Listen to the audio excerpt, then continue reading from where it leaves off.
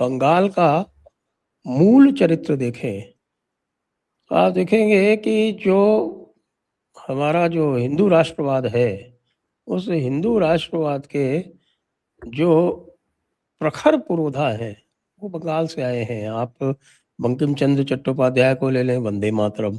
आप चंद्रनाथ बसु को ले लें, हिंदुत्व। आप स्वामी विवेकानंद को ले लें, जिन्होंने पूरे विश्व में भारत की एक अस्मिता स्थापित की। और उसके बाद आप महर्षि अरविंद को ले लें, जिनका जो ध्येय वाक्य है वो हमारे जयपुर डायलॉग्स का भी संकल्प है। हम सभी ने उसको अडॉप्ट किया है कि सनातन धर्म ही राष्ट्रवाद है। चाहे हम गुरुदेव रविंद्रनाथ टैगोर को ले लें, जिन्होंने 1940 के आसपास उनको भी समझ में आ गया था कि भैया ये मुस्लिम और क्रिश्चियंस जो हैं ये सभी को अपना दुश्मन मानते हैं। ये उनके वाक्यों में भी परिलक्षित होता है। उन्होंने ही जनगण मन अधिनायक जैसा आपको दिया, जनगण मन अधिनायक, जिसको कि कई लोग पता नहीं क्या क्या बोलते हैं, जबकि अगर आप उसको पूरा पढ़ेंगे तो आपको पता चलेगा कि वो भगवान कृष्ण के स्तुति है, उसमें चिर सारथी का वर्णन है।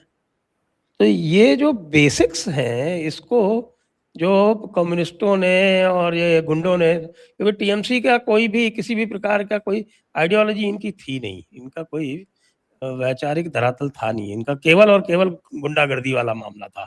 इन्होंने सीपीएम की आइडियोलॉजी तो इनहेरिट की नहीं, हाँ उनका जो गुंडा चरित्र था वो पूरा का पूरा ले लिया।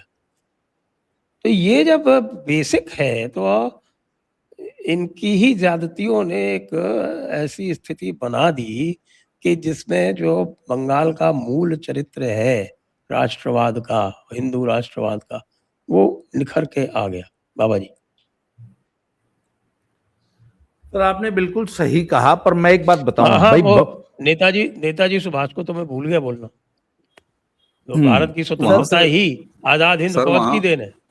हाँ, वहां से लेकर श्यामा प्रसाद मुखर्जी तक आप देखिए, जनसंघ का उदय दीपक ही वहीं से जला, बाद में बुझाया, और ऐसा बुझाया सबों ने, कम्युनिस्टों ने, कॉमरेडों ने, कि बूटो तले रौंद दिया उस दीपक को। तो वो भी एक पुराना डीएनए तो था ना, जो इस बार निकल के आया है।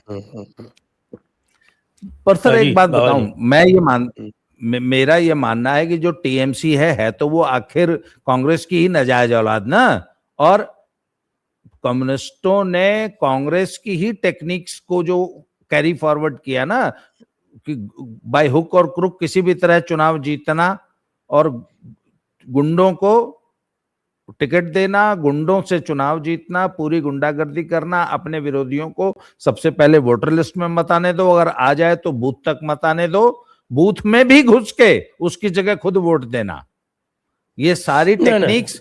और एक मिनट बाबा जी, टोकूंगा आपको, इसलिए टोकूंगा कि मैं उस समय का साक्षी हूं जब सत्ता परिवर्तन कांग्रेस से लेफ्ट में हुआ था। 1977 में अक्टूबर में मैं कोलकाता गया था, और कांग्रेस के और कम्युनिस्टों के चरित्र में काफी अंतर है। ये बदमाशियां जो थी ये 67 में जब पहली बार कम्युनिस्ट सरकार आई थी तब आरंभ हुई थी। ये जो मिलिटेंट ट्रेड यूनियनिज्म, इंडस्ट्री जो कैप्टन्स थे उनको भगाया जाना, लोगों की गर्दनें पकड़ना, ये सारे काम जो थे लेफ्ट। फिर नक्सलवाद का उदय उसी समय, आपके लेट 60s में ही तो नक्सलवाद का उदय हुआ था। तो ये मैं आपसे सहमत नहीं हूँ कि कांग्रेस की ही संस्कृति उन्होंने आगे बढ़ाई, ना, उन्होंने अपनी नई संस्कृति थोपी है, और मेरे देखते देखते थोपी है।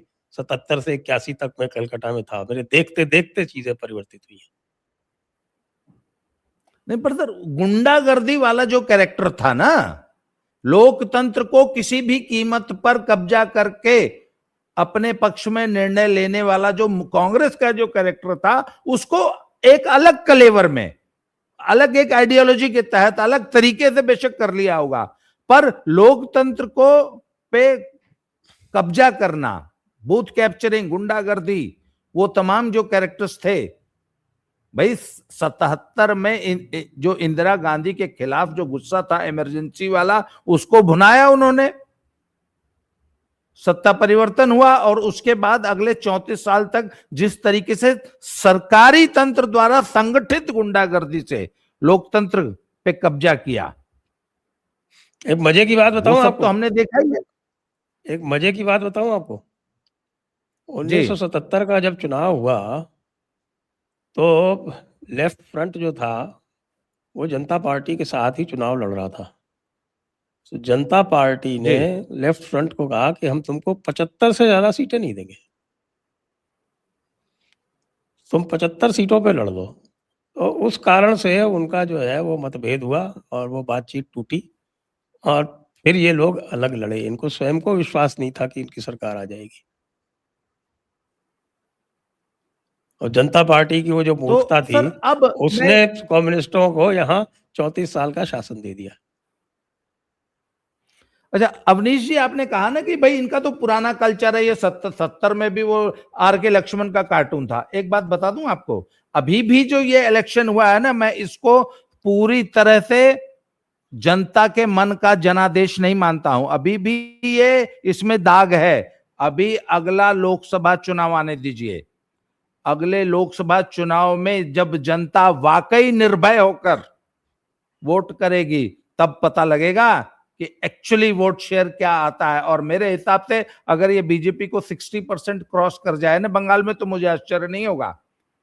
अच्छा एक चीज और बताऊं आपको, आपको लगता है कि आज से 5 साल बाद जब अगला विधानसभा चुनाव होगा तो इसी माहौल में होगा, यही गुंडागर्दी होगी, और आपको लगता है कि उस वक्त भी 2 से 3 लाख पैरामिलिट्री फोर्स लगानी पड़ेगी? आप देख लीजिएगा अगले 5 साल बाद उतना ही शांतिपूर्ण चुनाव होगा जितना बाकी देश में होता है। ये जितना भी गुंडा कल्चर है ना सर, ये आज की तारीख की, अभी की आज की रिपोर्ट बता रहा हूं मैं, वहां पे गांव गांव में लड़के लोगों से, दुकानदारों से, पब्लिक से कहते फिर रहे हैं कि अगर कोई भी टोलाबाजी, कोई गुंडा टैक्स आपसे मांगता है तुरंत हमको रिपोर्ट कीजिए, पुलिस को रिपोर्ट कीजिए, और किसी भी गुंडे को 1 पैसे का टैक्स नहीं देना है। ये पब्लिक ये काम कर रही है कि कोई गुंडा टैक्स, अब पुराने वाले गुंडे भाजपाई बन के एक नई वसूली प्रारंभ कर दें, इसको पब्लिक ने रोक दिया है। जितने वो अवैध टोल प्लाजे लगे हुए थे सड़कों पे, और जो अवैध टोलाबाजी और कैरम क्लब की जो गुंडागर्दी थी, वो सब तमाम 1 हफ्ते में खत्म हो गई। अभिषेक बनर्जी रो रो के बोल रहा है कि हमारे टीएमसी कार्यकर्ताओं को अपना घर, अपना इलाका, अपना गांव छोड़ के भाग जाना पड़ा है, बेचारों को कहीं ठौर ठिकाना नहीं मिल रहा है, हमारी जान सुरक्षित नहीं है टीएमसी कार्यकर्ताओं की। एकदम सही बात है। कब तक पैरामिलिट्री फोर्स बचाएगी?